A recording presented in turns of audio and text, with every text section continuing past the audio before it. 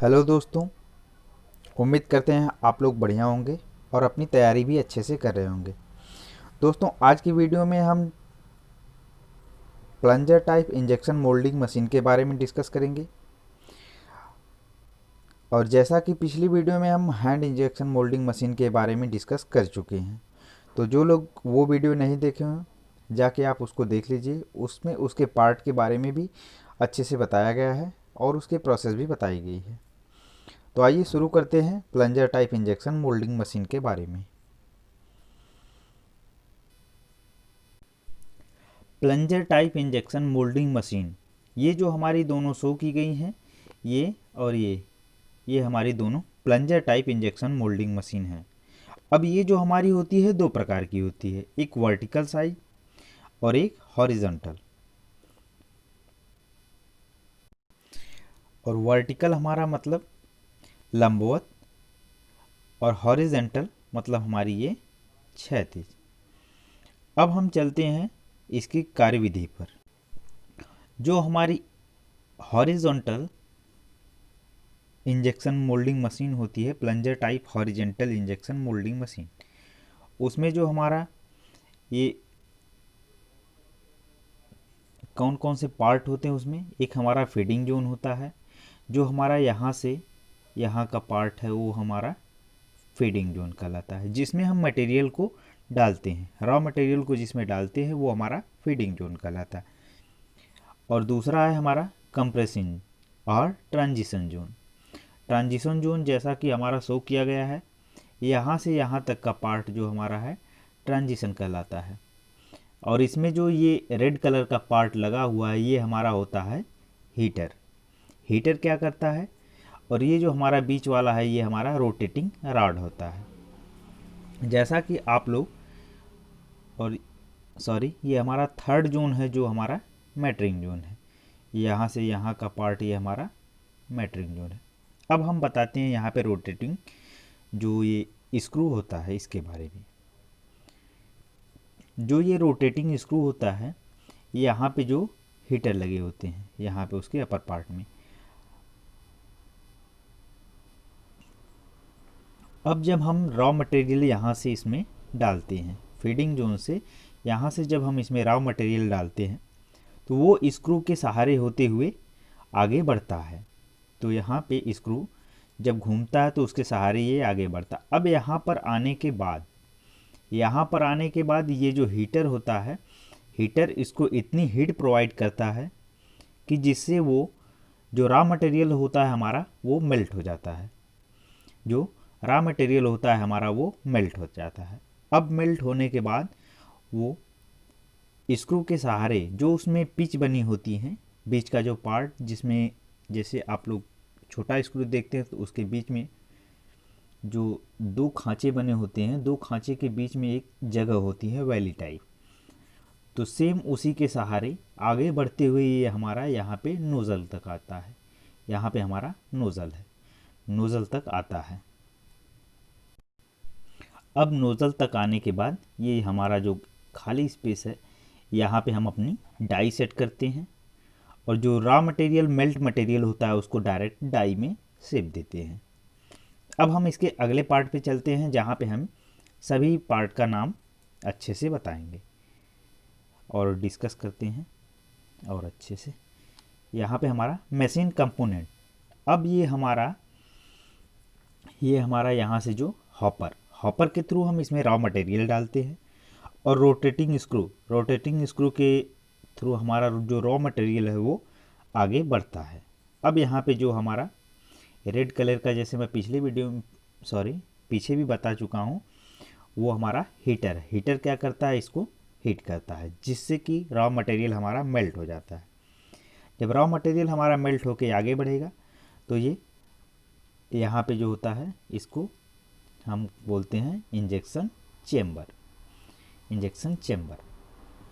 और ये जो हमारी दो प्लेटें होती हैं जिसके बीच में हम मोल्ड रखते हैं, तो वहाँ पे हमारा एक होता है स्टेशनरी प्लेट और दूसरी होती है हमारी मूवेबल प्लेट।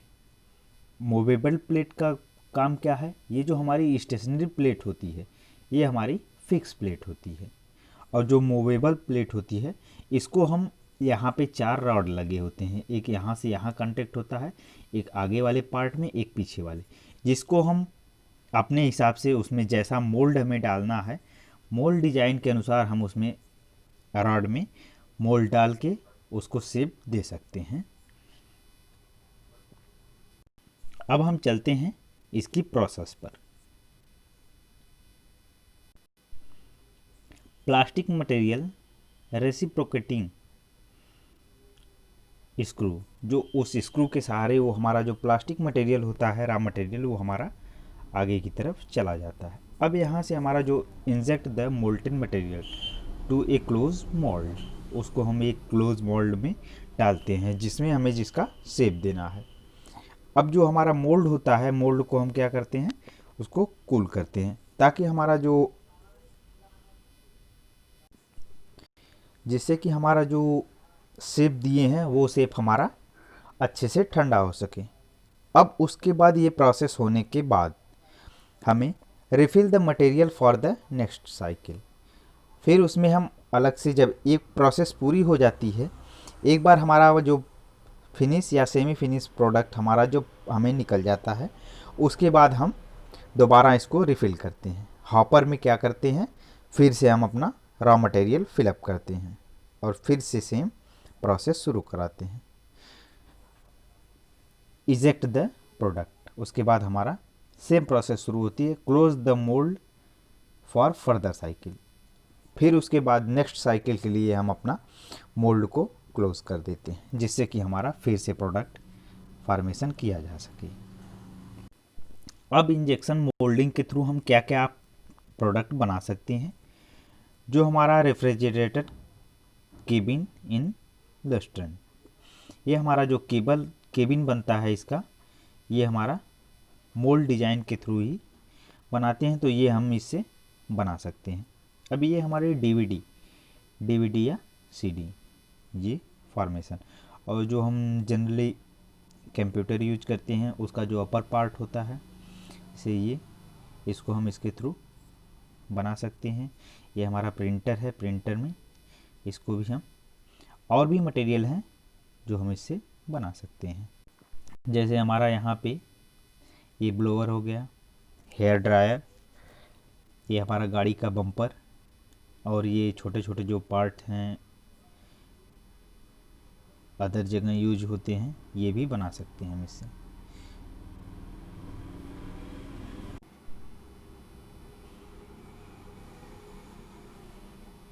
अब उसके थ्रू हम यहाँ पे जो ये हमारा लाइटर है, पार्टी टेबल वेयर है, और ये हमारे जो केबल्स होते हैं ETC, हम इससे ये सब चीज़ें बना सकते हैं। कोई भी मोल्ड दे के हम उसका डिज़ाइन शेप में चेंज कर सकते हैं रॉ मटेरियल को।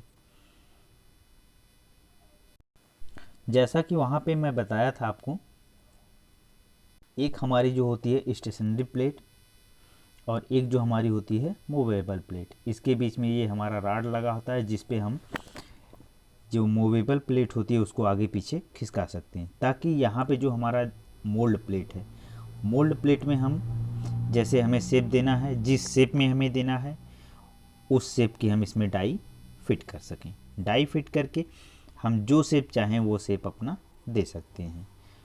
जैसे किसी को बकेट, मग, ETC, गाड़ी का बम्पर या जो भी बनाना हो, जैसा कि पीछे ऊपर फिगर दिखाया गया है, जो भी फॉर्मेशन करना चाहें हम यहाँ से बना सकते हैं।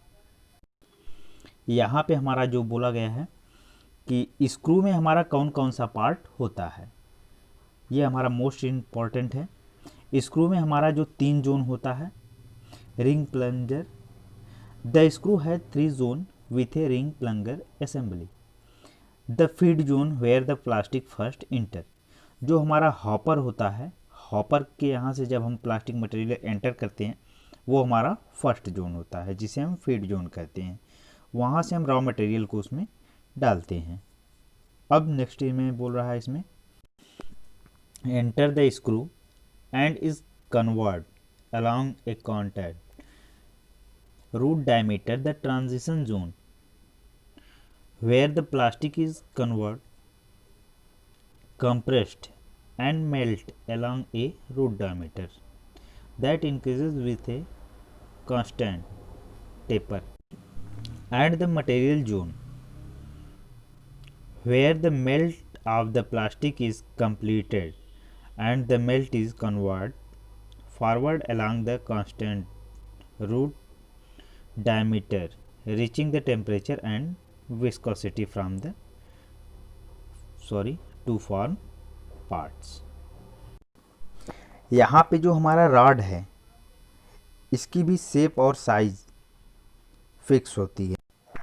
मशीन के अनुसार हम इसकी शेप और साइज़ को भी हम फिक्स किए हैं कि हमें इतने ही शेप का और सेम इनका L/D रेशियो यानी लेंथ अपान जो हमारी लेंथ है रॉड की लेंथ और इसका जो डायमीटर है यानी व्यास उसके बराबर हमें इसका कुछ फिक्स रेशियो है। जैसे the ratio is the L/D ratio is the ratio of the flighted length of the screw to its outer diameter.